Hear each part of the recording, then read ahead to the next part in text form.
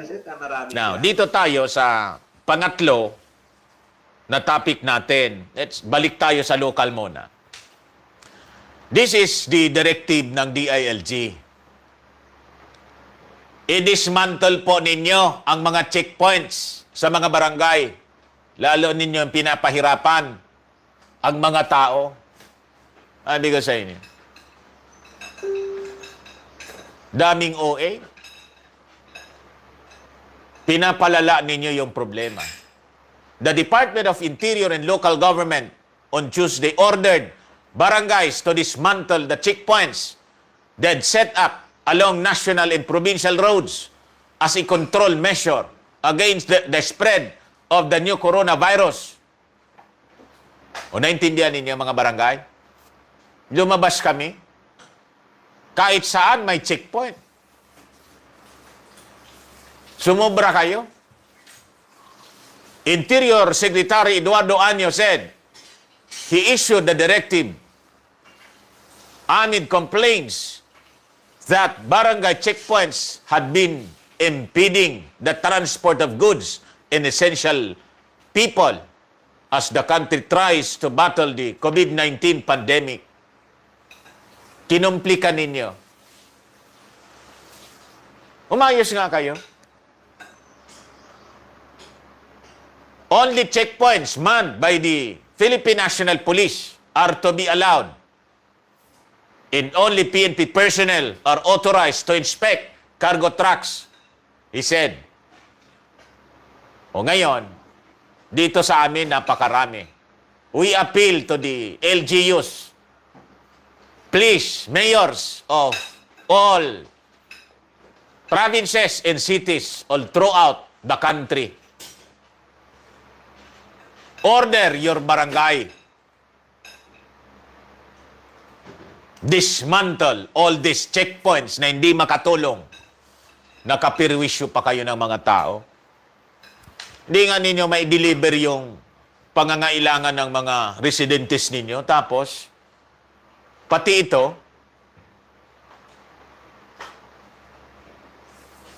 pinipirwisyo niyo yung mga tao. Huwag kasi sobra. Nilalabanan ninyo yung COVID. O nando na tayo. Tama yon. Pero yung proseso ninyo sa paglaban sa COVID, nasabi ninyo para may stop yung infection, ginugutom naman ninyo yung tao. You see? And because of that, stress. Naging stressful ang bawat community. You see? Kung gusto ninyo, dun sa mga purok-purok lang ninyo, hindi sa national highway, hindi sa mga provincial roads, masyado kayong nagpapaniwala dito sa mga panggagatong kasi, gatong ng gatong, gatong dito, gatong doon.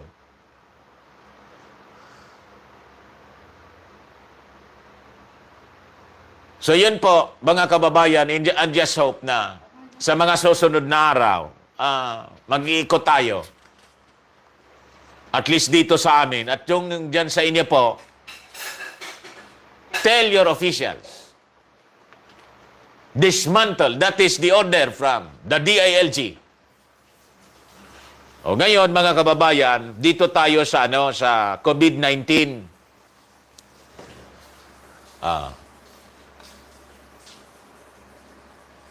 The elite playing God, mga kababayan.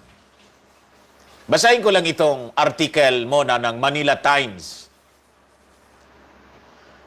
This is about the article discussing the so-called conspiracy theories. Now they are discussing it in the mainstream media. Basahin ko lang itong porsyon. Subtitle, Depopulation, Not Genocide. Sabi rito mga kababayan ng author, Manila Times po, there are two ways to reduce the Earth's population. One, by nuclear holocaust, with the ensuing collapse of the world economy, with the resultant possible annihilation of the human species. War is too messy and nobody wins. The efficient method is by attrition. Depopulation spaced over time so as not to inflict too much trauma to the world's economy. COVID-19 is presumably re-engineered to eliminate the elderly with pre-existing health vulnerabilities. In Italy, 99.99% of the infected elderly died. Kita ninyo? Ano sa tingin ninyo mga kababayan ano ang tingin ninyo dito sa article na to sa Manila Times? Before pa siya na nag-discuss nito, sino ang author nito? Lito Monico Lorenzana, April 1, 2019. Before pa siya na nag-discuss nito. Many times na natin na napag-usapan dito. So, we are ahead of them, of the mainstream media. Bakit ahead tayo sa discussion, mga kababayan? Because po, ang discussion natin is based on biblical perspective. And the Bible is,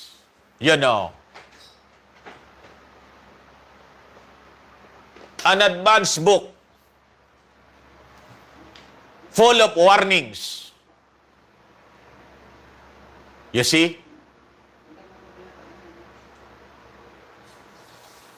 So before pa na yung tao na isipan ang ganong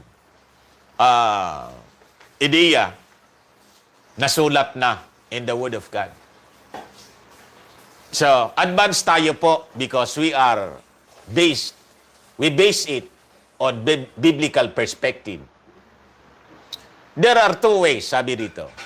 The next round of pandemics may target 1 billion souls worldwide living in the slums, shanty towns, favelas, under squalid conditions.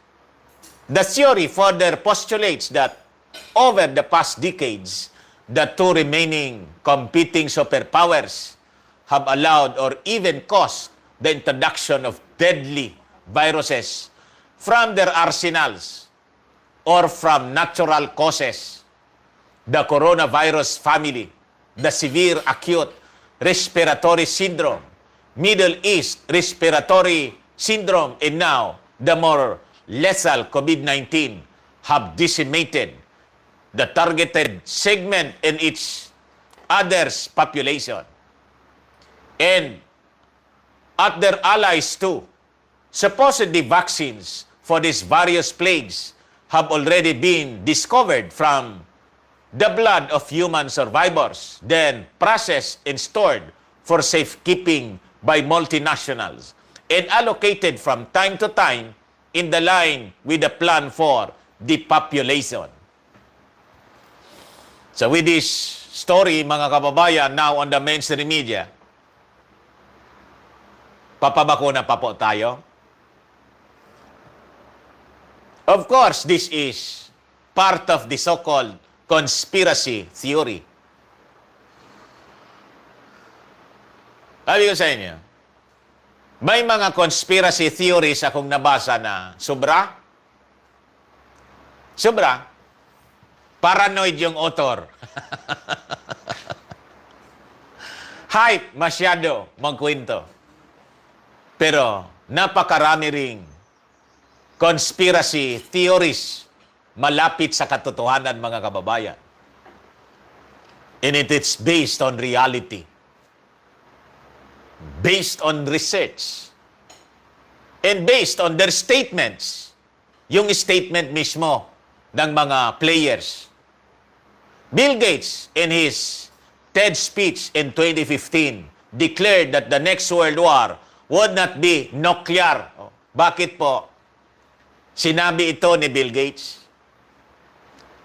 Conspiracy theory pa to? Hindi. Alam ni Bill Gates kasi insider si Bill Gates. He is a billionaire. Karab-ilbos niya yung mga lahat. Kaya nga mga kababayan, kung si Bill Gates magsalita, akala mo, siya na yung presidente ng mundo. Siya na yung masusunod. Siya yan na nagsasabi, walang vaccine, certificate, di ka lalabas. Kung isipin mo, dapat yung tanong, who you? Sino nagbigay sa iyong authority? Are you appointed? In-appoint mo ba yung sarili mo? United Nations nag-appoint sa iyo? WHO? Bakit ganun kang magsalita? Yun, mga kababayan. So, sabi ni Bill Gates, ang next world war daw will not be nuclear. It will be virus and technology-based. Left unsaid is the desired result, eradication of poverty, the healing of environment, and mitigating the violence to the Earth's climate towards striking a balance between the desired numbers of the populated human race and Earth's capacity to produce, perform, maintain the desired quality of life. Who survive? Sabi rito mga kababayan sa article. The blame game over whether the pandemic is a result of China's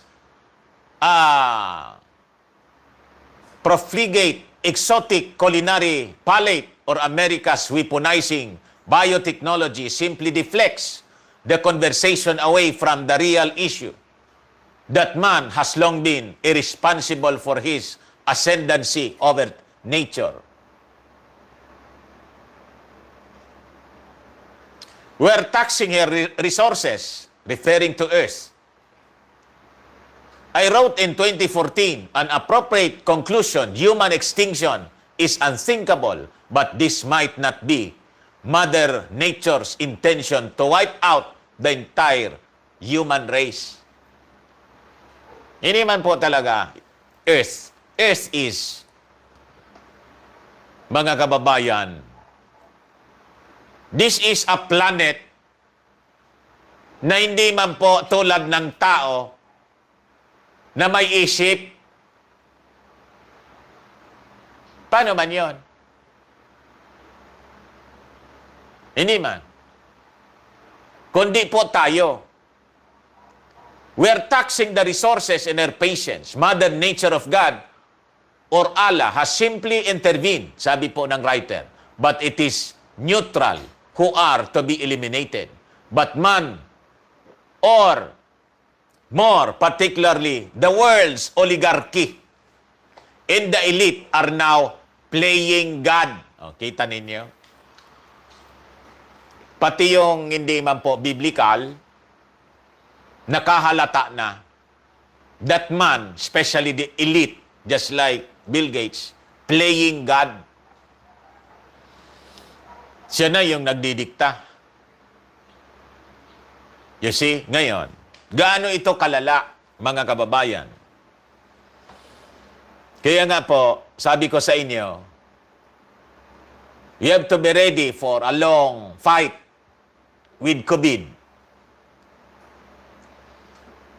Mababasa po natin ito sa statement mismo as published by Fox News ni President Trump. Basahin ko po sa inyo. White House projects 100,000 to 200,000 coronavirus deaths as Trump tells US to prepare for very painful 2 weeks.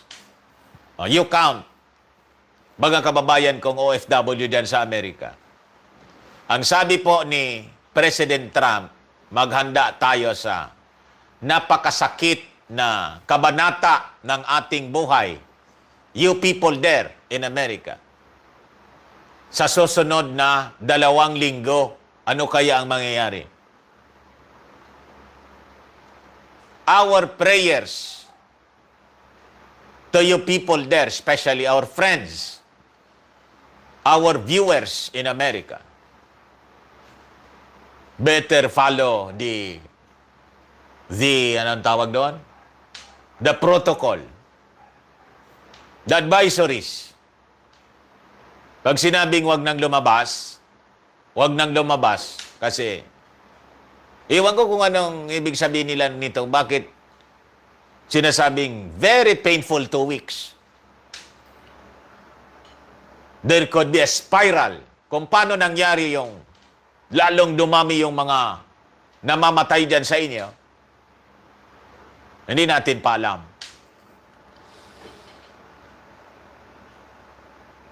The White House Coronavirus Task Force on Tuesday pleaded with Americans to abide by the administration's extended social distancing guidelines to slow the spread of coronavirus. As President Trump told Americans to brace for a very painful 2 weeks and warned of thousands of more virus-related deaths. Yan ang babala, mga kababayan, ni Trump as published by Fox News. The surge is coming, and it's coming pretty strong, the president said in the White House briefing room in a lengthy press conference that lasted more than 2 hours. The extension of the social distancing guidelines comes after Dr. Anthony Fauci, director of the National Institute of Allergy and Infectious Diseases, and other public health officials on the White House Coronavirus Task Force ominously warned that even if the U.S. were to continue to do what it was doing, keeping the economy closed and most Americans in their homes, the coronavirus could still leave 100,000 to 240,000 people in the United States dead and millions infected. Hindi na po tayo ang kanyan, ha? Ganyan katindi ang warning, mga kababayan. Kaya sabi ko sa inyo, a lot of prayers. We pray na itong dire warning na to ni Trump, hindi man totoo, hindi mangyari. Sana. Sino may gusto niya? Without any measures in place to mitigate the coronavirus spread, those projections jump to between 1.5 and 2.2 million deaths from COVID-19. This reminded me, mga kababayan, of the Georgia guidelines. Baka ito na yung papatupad nila.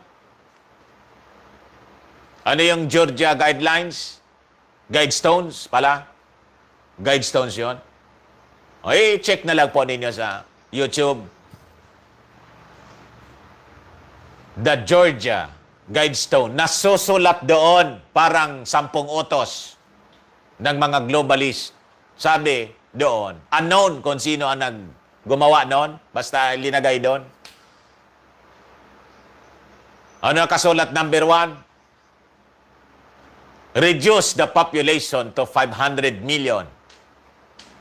500 million? Buong mundo.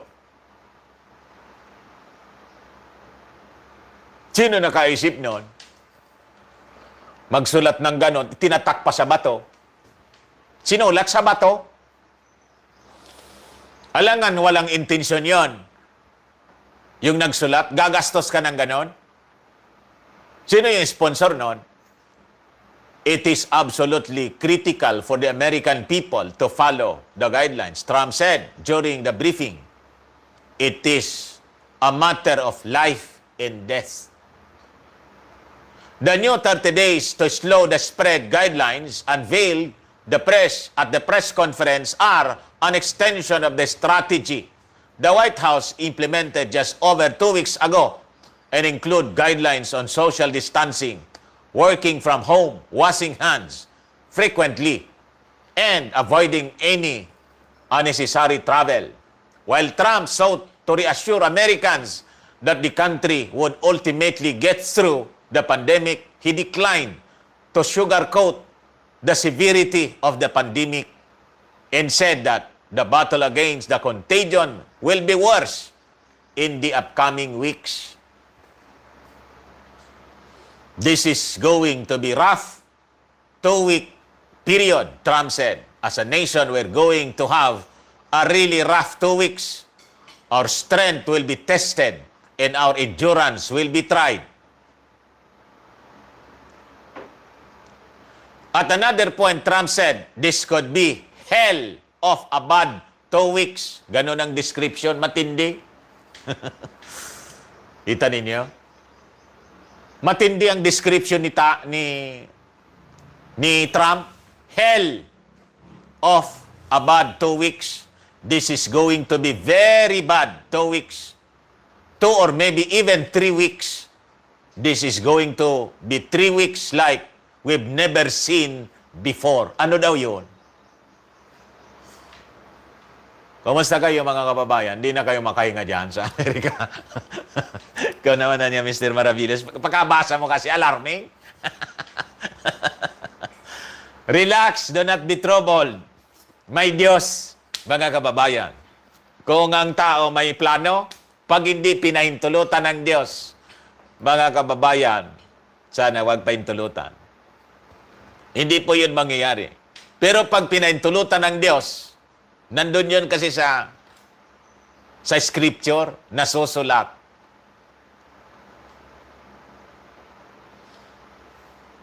The change in tone marks an abrupt shift by Trump, who spent much of last week targeting April 12 and the day he wanted to see the country open and raring to go by Easter Sunday. Fauci and Dr. Deborah Birx, the White House coronavirus response coordinator, said that the modeling of 100 to 240,000 deaths is still very possible. But Fauci said the federal government is working very hard to bring that number down. Mga kababayan, Birx added that the number of deaths could be blunted through proper medical care and social distancing. Eh kung nakikita ninyo, mga kababayan, ilan na yung patay sa Italy? 12,000 plus yata. 12,000. Buong mundo, 45,000 yata yon kung di ako nagkamali. Tingnan ko. Dali lang po. Hindi po yung COVID. Obo lang po yon. Baka mapagkamalan ninyo yung COVID. Nagkwang kasi yung lalamunan ko. Tubig nga, mami. Oh. Basta gano'n, nabasa ko na yung kanina. Hindi ko na makita. Around 45,000 buong mundo.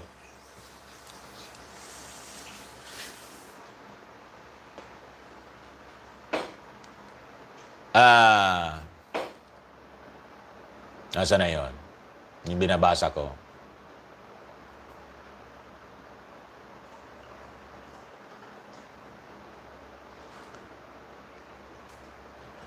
The president also expressed his shock and sadness about the images of bodies being loaded into refrigerated trailers in his hometown of Queens, New York.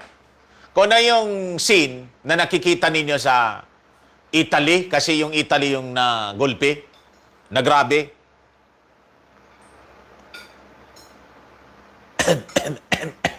Di man po yung COVID.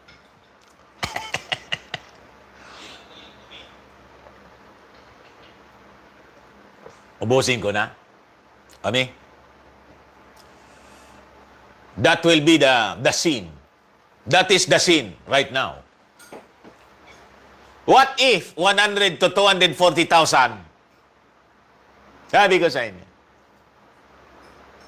Paano yun i-dispose?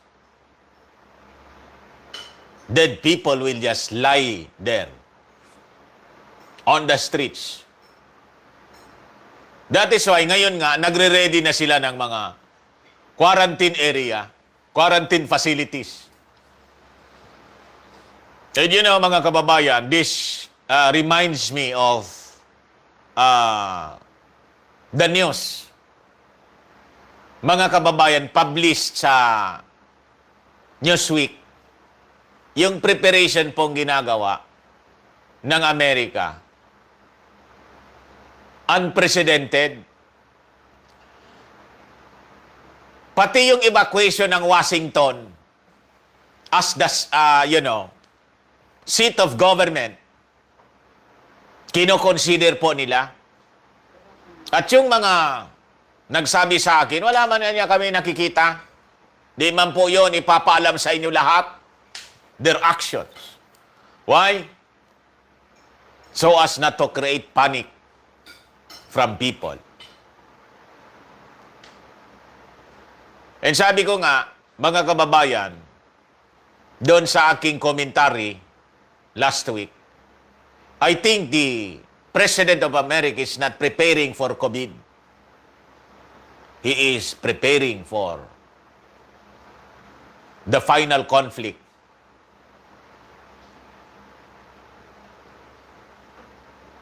Wag naman sana po, mga kababayan.